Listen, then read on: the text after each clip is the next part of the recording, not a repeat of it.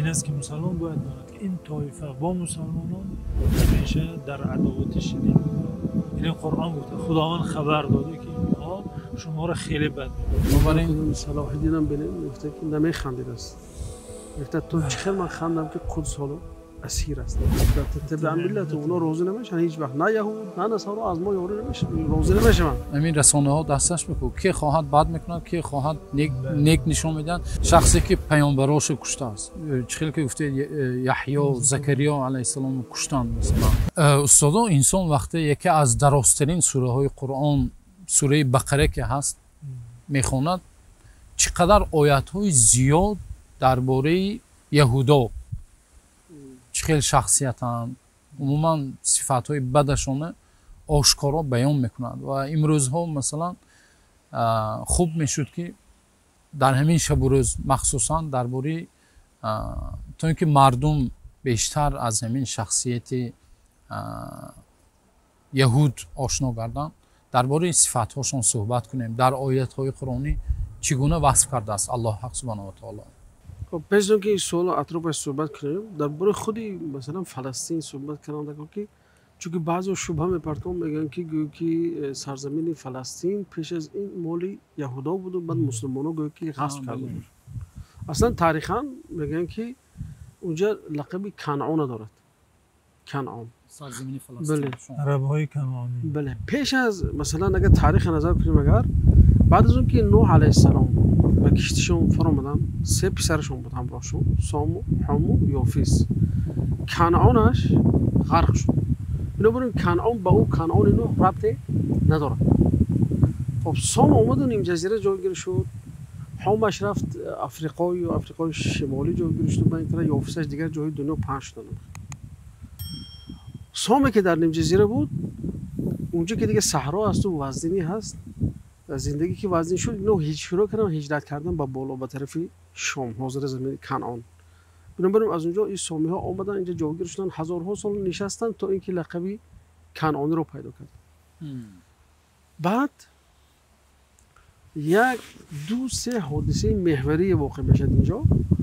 یکمش این کریتی ها میگن، کریتی ها به مصر هجوم میکنن. کریتی ها مردم های یونانی بودن، یونانی آدمایی که در بحر زندگی میکنن. مصری ها هم با اونها همین کلمه کریتی میگن، معناش آدمای بحری هست، انسان های بحری گوید. اما خود اینا اصلا از یونان یا هم طرفای نزدیک یونان بودن، اومدن خواستن مصر هجوم کنند و ضبط کنند، نتونستن. بعد گذشتن طرفی حاضر سرزمین فلسطین، یافا، شهر یافا که چه گرفتن؟ غزه منطقه اریحا تقریبا همجا میگن که همه قدیم ترین جا همیش اریحا هست. بعد اینا اینجا زندگی کردن، با مردمی تهجویی یعنی کنعانی آمیخته شدن. بعد عجایبش میگن که اینها به زبان خودشون یعنی که قبیله هاشون نامش پلسته یا پلیسته بود میگن. بعد از همین کلمه فلسطین پیدا شد، یعنی که گویا که اصلا نام یک قبیله از قبیله مردمی بحری میان زمین است که اومدند و اونجا جایگیر شدند و به سبب اومدن اونها بعد نام چی شد؟ پلیسته. اول فقط منطقه ساحلیش اطلاق میشد، بعد وقتی که مردم که آمیخته شدن دیگر برای همه هم منطقه فلسطین گفته میشد که حدودش مثلا میگن که لبنان و این طرف غرب سوریه و غرب اردن و حدودی همین چی هست. یک چیز دیگه محوری این است که ابراهیم علیه السلام پیامبر، ابراهیم علیه السلام از اور که اون زمان در تابع عراق بود هجرت کردن، اومدن شام حاضر فلسطین، از فلسطین مصر رفتن، باز اومدن فلسطین. بعد با ساره که خانه داشته بودن، از ساره پسر پیدا کردن به نام اسحاق. از اسحاق یعقوب شد. یعنی یعقوب لقبی اسرائیل داره. میگن که 1751 سال پیش از میلاد تولد شده است و بدایت اسرائیل هم قوم یهود هم از این میشه. یعنی که 1751 سال تقریبا تولد یعقوب علیه السلام که چون یعقوب 12 پسر پیدا کرد، اون 12 پسر دیگر یکیش یوسف علیه السلام است که اینجا باید محوری دیگه پیدا کنه. سوم محوری و این است که وقتی که یوسف علیه السلام اومد و مصر حاکم شد، اینها وقتی قحطی شد از کنعان برآمدن، حضرت یعقوب رفتن مصر، اونجا چند صد سال زندگی کردن. بعد وقتی مردمی تهجوی علیه اونها شورش برداشتن، دیگر فرعون و رمسیس دو بلوش ظلم کرد، موسی علیه السلام اومدن در سرزمین سینا در تیه روبرو شدن 40 سال.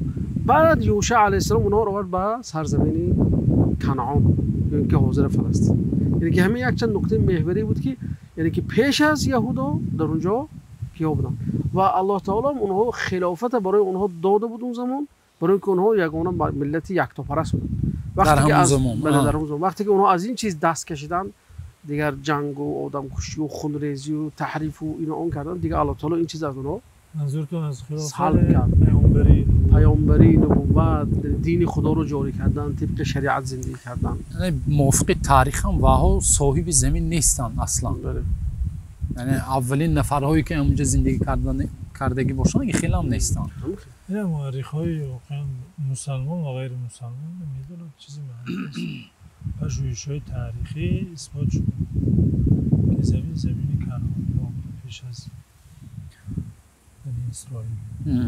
همون آیت هم هست که در سوره مائده وقتی بگید که ادخلوا الارض المقدسه التي كتب الله لكم، یعنی خدا برای شما نوشته هست.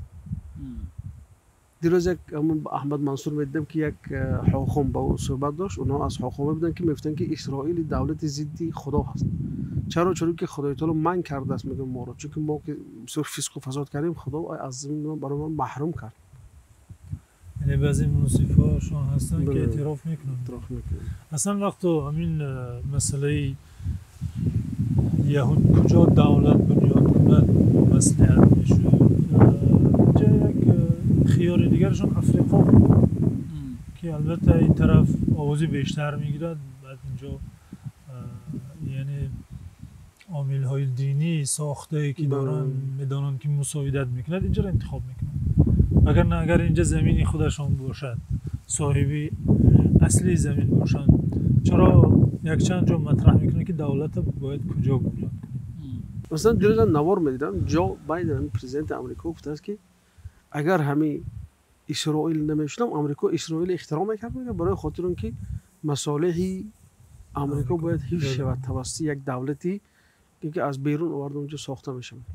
استاد همین سوره بقره که گفتیم که اشاره کردیم و حتی نامگذاریش هم مثلا همون قصه ای که هست، قصه یهودا چقدر سرکشی کردن، سرکشی خدا یک مثلا گاو ذبح کنید گفت چخیلش رنگش چخیل، یعنی صفات های سرکشی، یعنی حتی به خداوند هم ستیزه میکردن.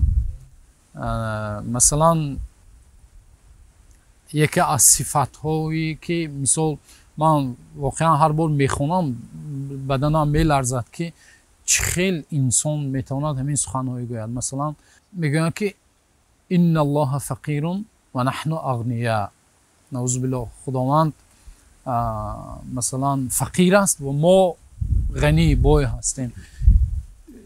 تا همین درجه مثلا یک ستیزه به خداوند که خداوند با همین صفات ها مثلا وصف میکردن. یعنی که اصلا بینیم قرآن یعنی که یکسان نیست به های قرآن و یهودا. مثلا خصوصا در عهد مکی میبینیم که اونها رو همچون یک انسانای خوب، انسانای مؤمن مثلا ترغیب میکند، برای مسلمان همچون یک مایه استواری و ثابت قدیم. مثلا میگه که و تمت کلمت ربک الحسنى علی بنی اسرائیل، که مؤمن بودن. لیکن وقتی به قرآن مدنی نظر میکنیم دیگر وقتی که اونها پیامبر دیدند و به چشم خود باور نکردند، الله تعالی گفت که الذين يعرفون كما يعرفون ابناءهم، وجدن که به اونها گویم که یک نشانه های خوبی داره بود. مثلا اهل کتاب لقب خوب اهل کتاب داده بود، بنی اسرائیل یعنی که فرزند پیامبر میگوید. لیکن وقتی مدینه آمدند و دیگر اونها سرکشی کردند و این چیزی که یقینا میدونستن پیامبر بود سرکشی کردند، گوش نکردند. دیگر قرآن اونها رو آشکارا کرد، نقاب اونها رو کشید، برای مسلمانان نشان داد. میبینیم در حقیقت مثلا قرآن وقتی میخونیم دسیسه های اونها، نامعقوله اونها چگونه برای مسلمانان حرکت میکردن. همین دولت نبی پیامبر اسبا افتانن با مشرکان مثلا هم دستی میکردن، با مشرکای مکه. مثلا ببینیم در غزوه احزاب اومدن 15-16 نماینده یهود از چند قبیله ها اومدن. ببینید محمد علیه السلام یکتاپرست است. محمد علیه السلام موسی رو قبول داره، همچون پیامبر، تورات هم کتاب خدای قبول داره. اینا اومدن با کی هم دست هم پیمان شدن با یک مردمی که نه خدای قبول داره، نه پیغمبر قبول داره، نه کتابی رو قبول داره. یعنی که هم پیمان در هم پیمانی و اونها در حقیقت زیدی خدای خود رفت. ولی استاد واقعا اگر قرآن نظر کنید کس تعجب میکند که این مساحت زیاد از آیات رو چرا برای معرفی همین طایف مردم بخشید. البته سبب داره. یعنی وقتی قرآن درباره یک مسئله یا قضیه در 2 آیت 3 آیت حرف میزنند، در قضیه دیگر 300 آیت رو براش جدا میکند، معلوم است که این قضیه که 300 آیت در دورهش آمده قضیه جدی است. تکرار به تکرار خداوند آن را گوش زد کرده یا درست کرده، به تفصیل و تمام جزئیات درباره این قوم ملت حرف زده.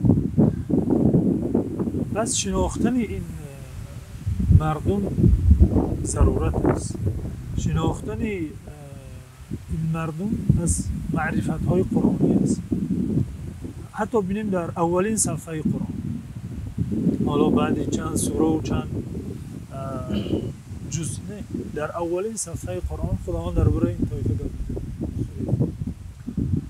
سوره فاتحه و اولین صفحه منظورم اگر سوره فاتحه را همچون مقدمه قرآن حساب نماییم و آغاز سوره بقره هم همچون مقدمه، اولین صفحه که صفحه پوره ما میخونیم صفحه و اذا خلوا الى شیاطینهم قالوا انا معكم. در اولین صفحه خداوند از منافقان وصف میکند که اذا لقوا الذين امنوا قالوا آمنا و اذا خلوا الى شیاطینهم قالوا انا معكم انما نحن مستهزئون. یعنی منافقان وقتی با مؤمنان روبرو میشن میگن ما مؤمن هستیم. این پدیده در مدینه البته پیدا شد، در مکه منافق وجود نداشت، چون که منافق یک شخصی ترسویی است که کفرش رو پنهان میکند، ظاهرا میگه من مسلمانم از ترس. یعنی این منافقان هنگامی که مؤمنان رو میدیدن میگفتن ما مسلمانیم، مؤمن هستیم. وقتی نزد شیاطینشون میرفتن، شیاطین اونها کیست؟ شیاطینشون یهودی‌ها، استاداشون. یعنی تصور کنید که در اولین صفحه خداوند این لقب را برای این طایفه مردم میدهد که خیلی شخصانی پرخطر هستند، خیلی شیطنت میکنند، خیلی دسیسه میکنند، خیلی مکر میکنند. و خود سوره فاتحه غیر المغضوب علیهم ولا الضالین، هر روز در هر نماز ما با تکرار این دعا را میکنیم که اهدنا الصراط المستقیم صراط الذین انعمت علیهم غیر المغضوب علیهم ولا الضالین.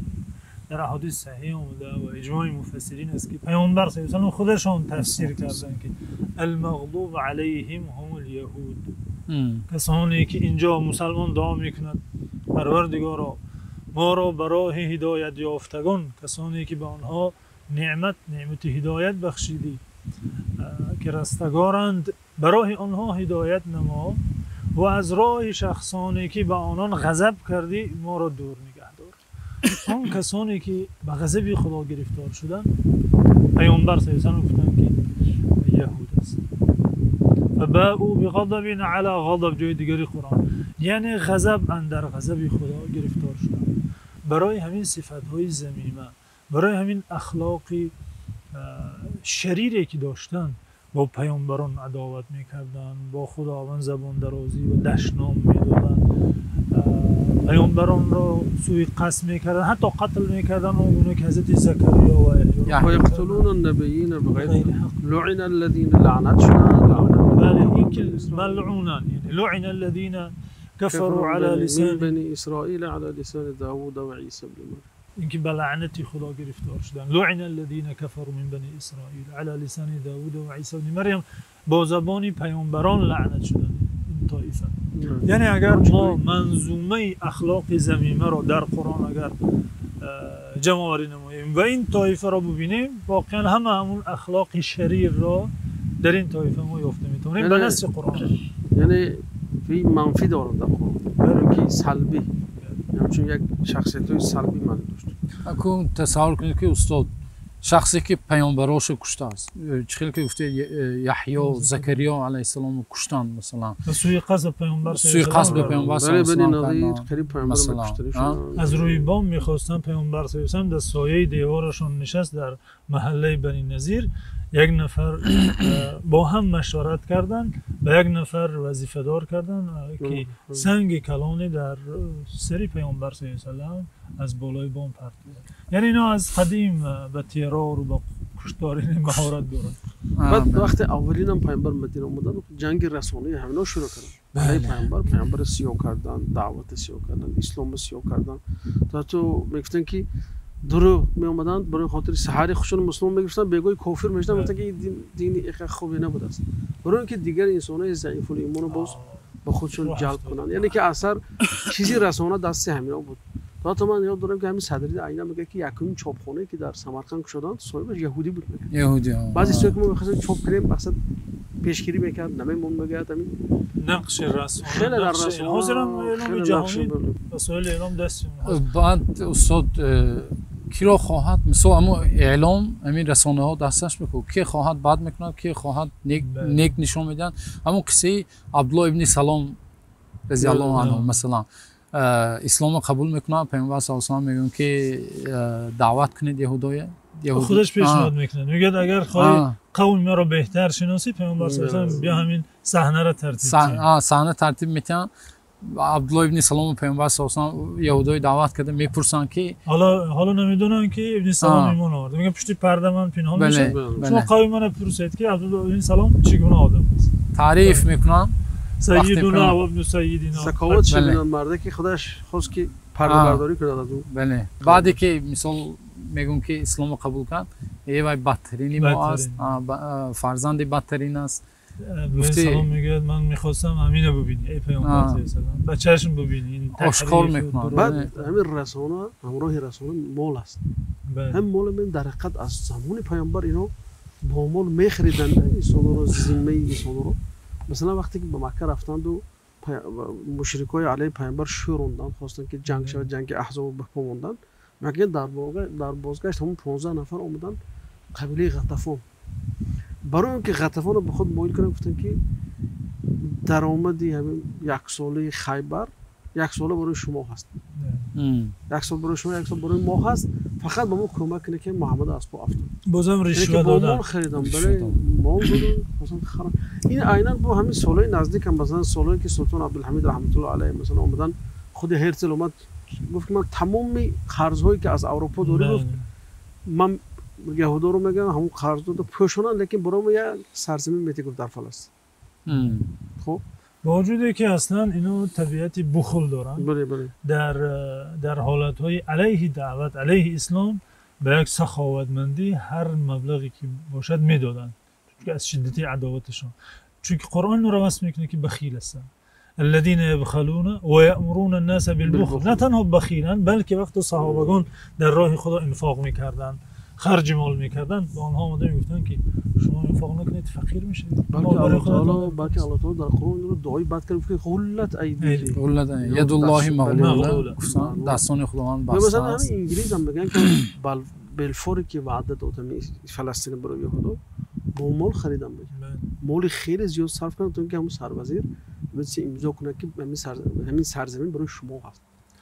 عجیبش این که با وجود همین صفات‌های پست انسانی را داشتن باز دعوای کبر و غرور دارن. نحن ابناء الله و احباؤه شعارشون ما فرزندان خدا ما دوستان خدا هستیم و میگفتن جنت خاص یهودیان است و قالوا لا يدخل الجنه الا من كان هودا او نصارى. مثلا در تاریخ اصلا یهود مثل مسلمان نسبت اونو رحمدلتر و مهربانتر ندیده است. یعنی وقتی که این انکویزیسیون در اسپانیا برای انداخته شد و هم مسلمان هم یهودا کشته میشدن همون ترکای عثمانی شدن در زمان سلطان سلیمان قانونی اومد در این کدیکوی چی استانبول میگه بسیارتا در اونجا جا کرده یا اینکه آفریقای شمالی در مراکش تونس و الجزایر همه اونو جالیه‌های یهودی کلان هستن اینجا از همون زمانی و انکویزیسیونی که کاتولیکای متعصب میکنن گریختان با مسلمانان با آغوش شد اونو پیش دادن یا ببین سالی آخه جنگ دوم جهانی هم آخه روز یک چیز دارم سرعت دیدم گفتن که ما از ظلمی مثلا فاشیستا گرفتار بودیم و ما رو ناامید نکنید مردم استقبال کنید سراشون بلا شد دیگه اون استقبالشون بالا اصلا همین نصرانی ها موافق عقیده شون عیسی علیه السلام همین یهودا کشته که برای همین نصرانی ها خیلی بد میبینن یهودای. اما میدونی سالش اگر خطا نکنم سال 83 همین یک واحد داشتم پاپیریم یان پاول فترای یان پاول دو همه آدم میگن که یهودا رو از همین چیز وای کرد خلاصی بخش گویا که اینو نکردن برای خاطر باز نزدیک شدن همون واتیکان با چیز تا علیه اسلام و هر یک جوش تبریئه کرد، یعنی به اصطلاح تبریئه کردن یهودا رو از خون عیسی. اصلا ما اعتقاد نداریم که عیسی کشته نشده است، لیکن طبق اعتقاد اونها به همین شکل که یهودا دستشون به قتل یهودا در کشتن عیسی علیه السلام. بله. چیزی دیگری که استاد باید مسلمان داند و از معرفت‌های ضروری قرآنی است این است که مسلمان باید داند که این طایفه با مسلمانان همیشه در عداوت شدید. این قرآن گفته خداوند خبر داده که اینها شما را خیلی بد می‌بینند. دشمنی سرسخت. دشمنی سرسختن. البته که وقتی ما میگیم یهود و این صفت‌ها البته همه اونها در نظر نداریم، شاید در بین یهود افرادی باشند که از صفت‌های انسانی برخوردار باشند، لیکن این چیز نادر است. حکم بر کل است، بر اکثر است. قرآن میگه ولا تجدن اشد الناس عداوة للذین آمنوا اليهود والذین اشركوا. یعنی توی پیامبر صلی الله علیه و سلم فرستاده ما تو سرسخت‌ترین دشمن نسبت به مؤمنان یهودیان رو می‌بینی، سپس کسانی که مشرکند، یعنی عداوت اینها پیش از عداوت مشرکان می‌ایستد. برای همون اومدن مکه هم دستی کردن تو اینکه پیامبر دعوت شد در جنگ احزاب. غیر از این آیتی ولن ترضى عنك اليهود ولا النصارى حتى تتبع ملت، اونا روزی نمیشن هیچ وقت، نه یهود نه نصارا از ما یاری نمیشه، روزی نمیشن تو اینکه پیرو دین همون نشون. این در حقیقت یک نصیحت و وصیتی قرآنی از برای هر یک مسلمان که حتی همون حدیث هم هست که یعنی لتتبعون سنن من قبلكم شبرا بشبر و ذراعا بذراع حتی لو دخلوا جحر ضب لدخلتموه. یعنی بعضی طایفه ها هستن که چخیلی که از شما گفتین روزی کرد، یعنی میخواهند که با یگان وی راه ها پیروشان همه ها و پیامبر صلی الله علیه و چی میگن وجب به وجب قدم به قدم، حتی میگن سوراخی یک وی به درودان سوسمار است چی است همون به در آمده میرن. یعنی یک کار زشت هم که کنن همین جنایت هایی که کرده ایستادن بعضی نفرها با پیدا میشد که مثلا همون زیبا جلوه دادن میخواهد، گویا که دفاع از نفسشون باشن. خوب صحبت خوب شد، بیننده هم یک خلاصه میبردارند و در آخر گفتنی هم که استادان وظیفه هر یک بنده مؤمن یعنی حقیقی خالص این روزها باید صدقاً هر لحظه دعا کند که چنانه که استاد اشاره کردن در سوره فاتحه صدقاً مثلا همون وقت تلاوت میکنیم غیر المغضوب علیهم، الله میگوید ما رو هر لحظه گویا یادرس کرده استاد است که شما پناه جوید از همین طایفه‌ای که من غضب کردم. دعا کنیم که الله برادران مظلوم ما رو نصرت دهد و از این طایفه ظالم و ستمگر امت اسلام عموما عالم رو الله حق سبحانه و تعالی نجات دهد. اصلا چنانه که در احادیث پیامبر صلی الله علیه و آله آمده است، یعنی امت اسلامی یک تن است، مثل یک تن است. اگر یک عضو شکایت کند در همین بیمار شود، امت اسلامی باید تمام باقی مانده های عضو درد و رنج کشد، احساس کند. حالا که نه تنها بیماری اینجا یک جزء بدن زخمی شده، ضربه زده شده، کنده شده، ساله هاست، یعنی که 70 چند سال است که زخم مسلمان تو به تفاوت داره.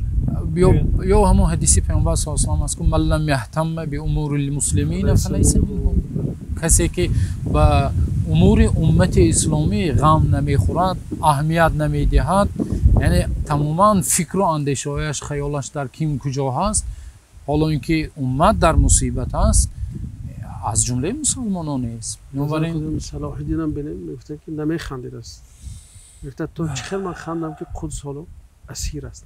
بله خدا رحمت کنه، توفیقی برادری و محبت برادری نصیب کنه برای بله استاد واقعا درست قید کردید و بجا. این پارچه از زمین هم تو یک خاک عادی نیست، این مکان مقدس است که در قرآن خداوند اون رو ذکر کرده، معراجگاه پیامبر صلی الله علیه و سلمش قرار داده و قبله اولی مسلمانان بوده. یعنی یک زمین مقدس است که به عقیده مسلمان، به ایمان مسلمان، به دین مسلمان ربط دارد. نمیتواند مسلمان حقیقی نسبت به این جای مقدس، جایی که در قرآن تحسین و تمجید شده، بی‌تفاوت و بی‌طرف باشد. استادا خداوند پاداش نیکتون دهد. جزاکم الله خیرا و انشالله امیدواریم که این صحبت ها، این نشست های ایمانی و صحبت های قرآنی را همچون یک سلسله برنامه دوام خواهیم داد. الله نگهبانتان باشه.